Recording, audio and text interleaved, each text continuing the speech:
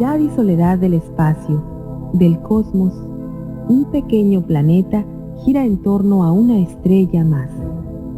En ese oasis espacial, la vida fluye en millares de formas. Una de ellas se escrutina a sí misma y se autodenomina Homo sapiens. Y desde su origen, una pequeña llama, la de la curiosidad, lo hace voltear y preguntarse, lo mantiene a través de los tiempos y los cambios, de cara al cielo.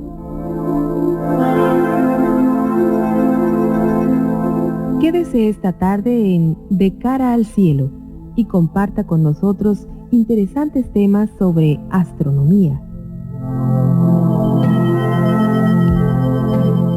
Esto es De cara al cielo.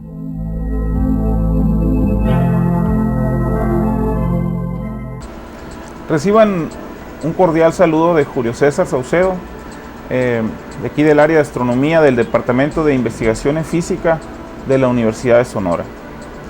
Es para mí realmente una gran oportunidad el poder hablarles un poco acerca de un fenómeno muy interesante que ocurre en el espacio. Les voy a hablar de las supernovas. De hecho, el nombre de supernova se utiliza ya de hace tiempo y pues realmente antes de que se supiera lo que son, se le bautizó con el nombre de supernova porque se creía que eran estrellas nuevas que de repente aparecen en el cielo, ¿verdad? Y solamente unas cuantas han podido observarse a simple vista a través de los siglos. De hecho, en fechas recientes no hemos visto realmente ninguna a simple vista, por ejemplo, en el hemisferio norte. En el caso de las supernovas que conocemos, son de carácter histórico, ¿verdad?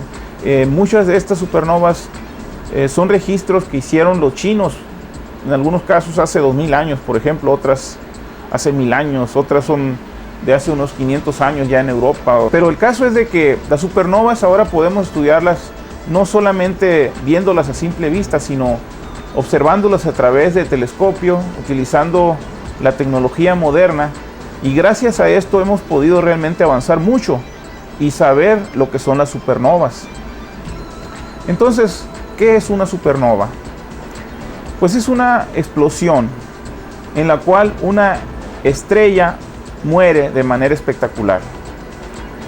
Los astrónomos hablan de que un sistema muy elaborado para clasificarlas, pero podemos simplificarlo diciendo que existen dos mecanismos para la producción de supernovas.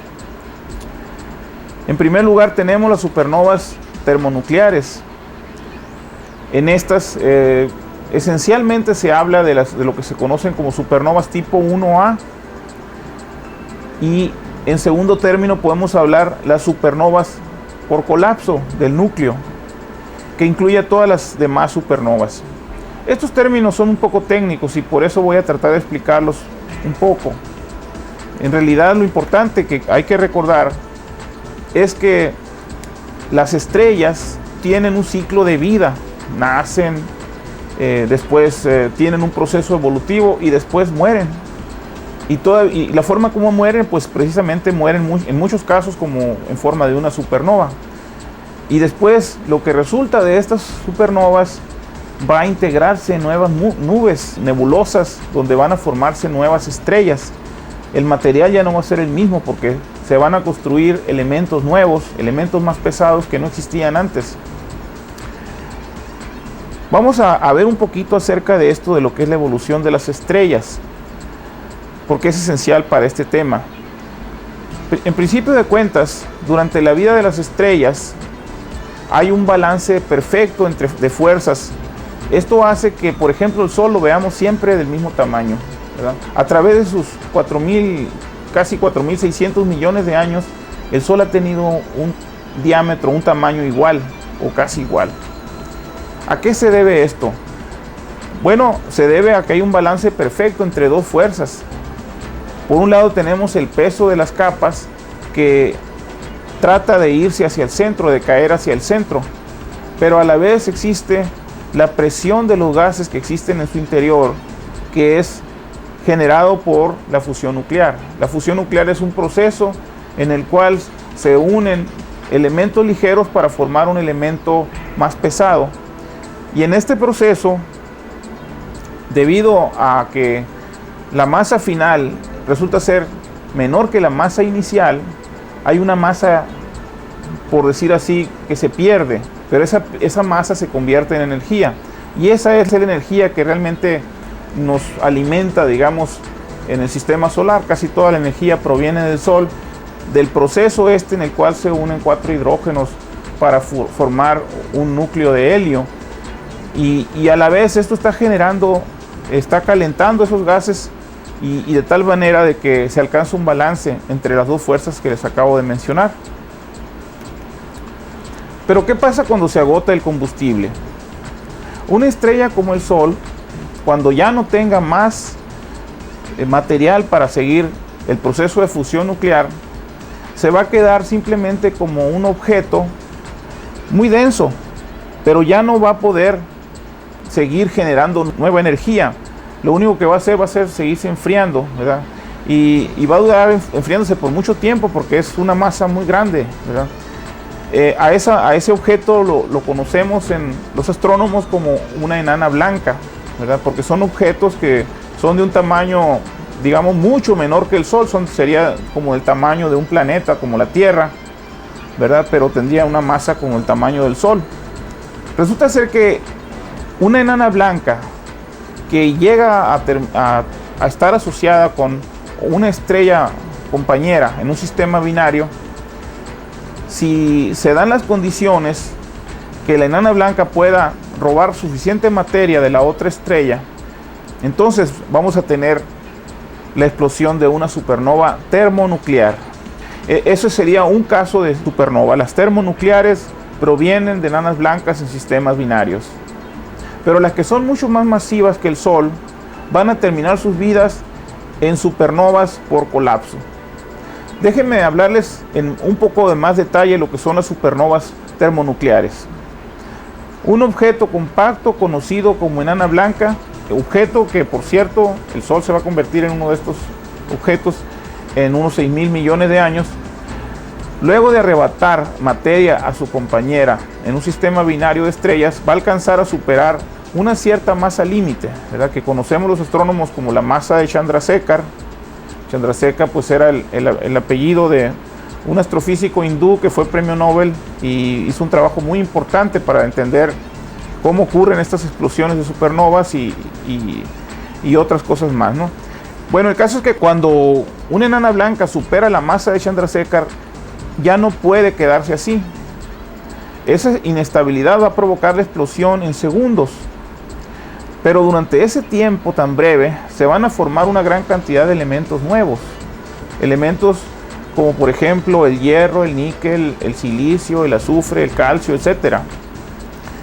La explosión lo que va a hacer en breves segundos va a formar estos elementos y después los va a lanzar al espacio a una enorme velocidad, como de 10.000 kilómetros por segundo, y estos elementos se van a integrar en nubes en el medio interestelar, donde se habrán de formar nuevas estrellas. En esta imagen podemos apreciar precisamente una enana blanca en un sistema binario con una estrella gigante roja. Aquí lo que tenemos es que hay un flujo de materia que va a irse de la gigante roja hacia la enana blanca y va a estar cayendo esporádicamente, mientras cada vez que cae nuevo material, esto va a brillar en un fenómeno que conocemos como nova. La enana blanca va a seguir siendo enana blanca, va a durar esto miles, millones de años posiblemente, pero eventualmente si esa enana blanca que ven ahí sobrepasa la masa de Chandrasekhar, que es 1.4 veces la masa del Sol, es una masa mayor que el Sol con un 40% más todavía. En el momento que pase esa masa límite es cuando va a ocurrir el fenómeno de supernova termonuclear. Aquí tenemos precisamente en este video, vemos ese sistema de enana blanca con la gigante roja, como con el paso del tiempo va aumentando su masa, la enana blanca, hasta que sobrepasa el límite de Chandrasekhar y explota. Veamos ahora el otro tipo de supernovas. Ahora vamos a hablar de las supernovas por colapso. Resulta ser que las estrellas más masivas, mucho más masivas que el Sol, digamos como de 8 o 10 masas solares para arriba, las estrellas muy masivas van a agotar primero el hidrógeno en el núcleo, después van a agotar el helio, después van a agotar el carbón, etc. En estos procesos lo que está ocurriendo es que elementos ligeros van a formar elementos más pesados. Por ejemplo, los 4 hidrógenos van a formar el helio. Después 3 helios van a formar el carbón. Después el carbón se va a unir con un helio para formar el oxígeno. Todo esto ocurre en el interior de la supernova durante su vida, y de hecho es una componente importante en la formación de elementos pesados y también los elementos de masa intermedia, digamos. Pero va a haber un momento en el cual lo que va a quedar es simplemente silicio, y de ahí en adelante va a ocurrir algo muy interesante. Entonces, las supernovas por colapso van a ocurrir en estrellas mucho más masivas que el Sol. Una vez que éstas consuman su combustible de fusión nuclear, la estrella va a ser incapaz de sostener su propio peso, el peso de sus capas, por faltarle la presión que antes era generada por los procesos de fusión nuclear, porque, como les decía hace un momento, en esa conversión de elementos ligeros a elementos pesados se estaba generando energía por la pérdida de masa. Es la famosa ecuación de Einstein: la energía es igual a masa por la velocidad de la luz al cuadrado. Y entonces, cuando le falte la presión en el interior de la estrella, las capas simplemente van a caer. En ese proceso, el núcleo de la estrella va a colapsar hasta alcanzar la densidad del núcleo atómico. Es una densidad increíblemente alta.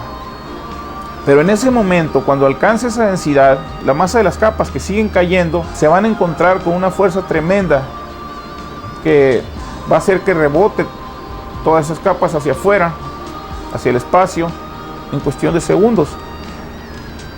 Y precisamente en esos últimos segundos van a ocurrir una serie de fenómenos que van a hacer que elementos muy pesados que estaban en el interior se van a partir en helios, en neutrones, etc. Y estos neutrones van a poder entrar muy fácilmente al interior de los núcleos y se van a formar ahora sí los elementos más pesados que existen en la naturaleza.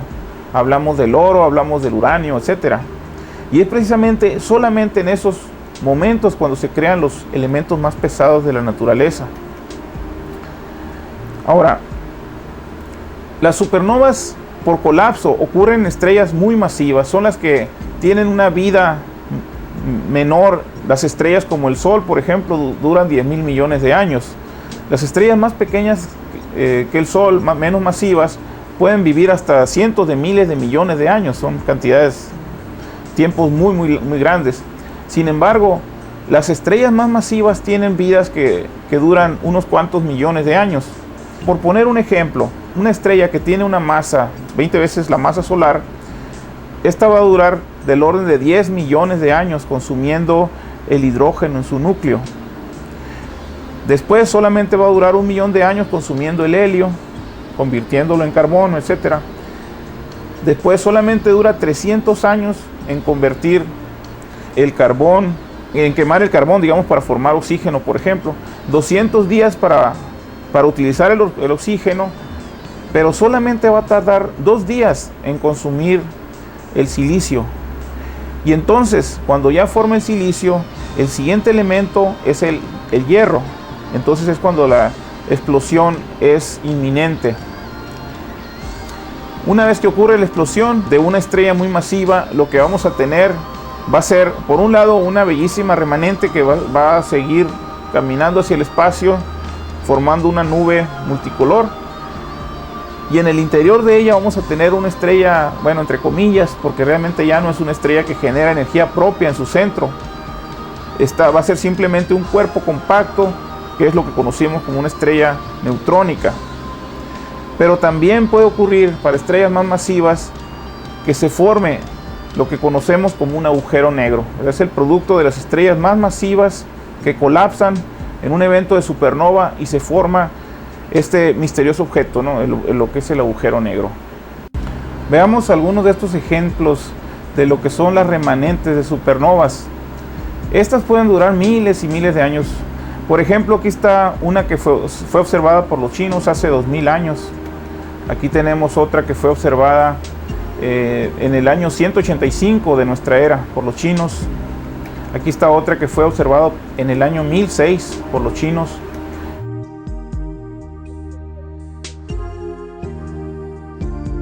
Esta tiene inclusive un nombre muy conocido, es la nebulosa del Cangrejo. Aquí tenemos ya la remanente de una supernova muy reciente, la de 1987. Y en fin, como ustedes pueden ver, las supernovas, viendo la morfología, nos dice que son gases que van saliendo hacia afuera, hacia el espacio, y van a integrarse para formar nuevas nubes.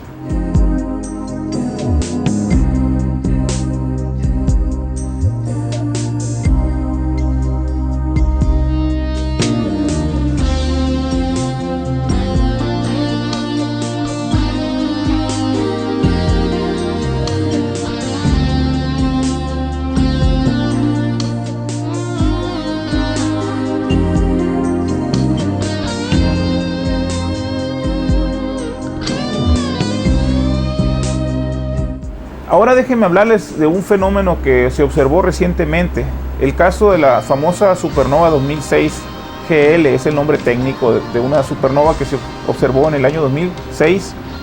Esta se distingue por ser intrínsecamente la más brillante que se ha detectado en la historia, fíjense. Esto se debe a que la estrella de la cual se originó la supernova era sumamente masiva, de 150 masas solares.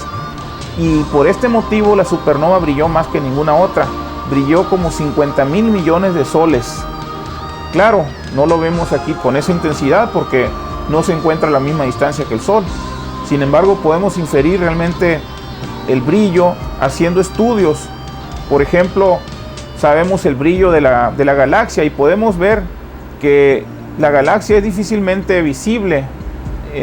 Por ejemplo, en esta imagen que les estoy mostrando en este momento, vemos que se ve solamente la supernova y no se ve la galaxia completa. Estamos viendo el caso de una supernova que explota, que tiene una enorme cantidad de energía y que podemos ver aún a nuestra distancia como un objeto sumamente brillante. De hecho, es interesante ver que esto puede ocurrir inclusive en nuestra propia galaxia, porque la galaxia que acabamos de mencionar está muy lejana, ¿no? Pero si ocurriera algo en nuestra galaxia sería algo sumamente espectacular. Es de hacer notar que no hemos visto en siglos una supernova en nuestra propia galaxia. Las últimas que se vieron fueron hace 400 años. Y hay un caso, de hecho, de una estrella que se sospecha que va a terminar como supernova. Es la famosa estrella Eta Carina. A pesar de que no lo hayamos escuchado antes, las supernovas son sumamente importantes para la ciencia y pienso yo que vale la pena transmitir este mensaje. Las supernovas lejanas, particularmente las tipo 1A, estas supernovas nos han permitido ampliar nuestro conocimiento acerca del universo. En particular, nos han permitido darnos cuenta de que el universo no nada más se está expandiendo, que es algo que ya sabemos desde el descubrimiento de Hubble a principios del siglo XX, de que el universo se expande, sino que además el universo está acelerando su expansión, es decir, se está moviendo cada vez a una mayor velocidad. En el pasado se pensaba que el universo iba a llegar a un punto de máximo tamaño, iba a volver a contraerse, pero el estudio de la supernova nos está diciendo que parece ser que esto no va a ocurrir, y esto es algo que está bien fundamentado. Ahora, otro tema que es también de gran importancia es de que los elementos de los cuales está hecho el cuerpo humano, muchos de estos fueron formados en el momento mismo de la explosión de las supernovas. sabemos que los elementos más ligeros se formaron precisamente en la gran explosión que dio origen al universo. Ahí se formaron el hidrógeno y el helio, un poco de litio. Después, en el interior de las estrellas, por evolución y de una manera muy lenta, se forman elementos de masas intermedias. Cuando les decía hace rato que el Sol se está convirtiendo el hidrógeno en helio y que el helio se va a convertir después en carbón, etcétera, etcétera. Eso ocurre en el interior de las estrellas. Es un sitio importante también en la formación de elementos pesados. Pero los elementos más pesados de la naturaleza ocurren solamente en los breves segundos que ocurre la explosión de supernova. En el caso de las supernovas 1A se forman elementos pesados, pero no los más pesados de la naturaleza, los que les señalé hace rato, el níquel, el hierro, el calcio, etcétera.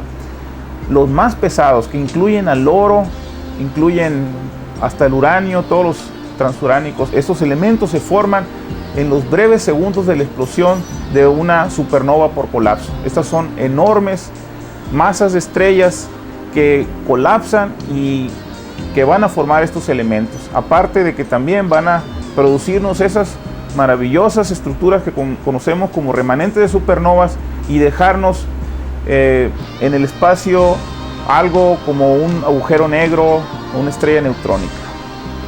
Solo me resta agradecerles su atención, el haberme escuchado, y espero pues, que el tema les haya parecido interesante, y pues me gustaría platicar de nuevo con ustedes en una nueva ocasión. Muchas gracias.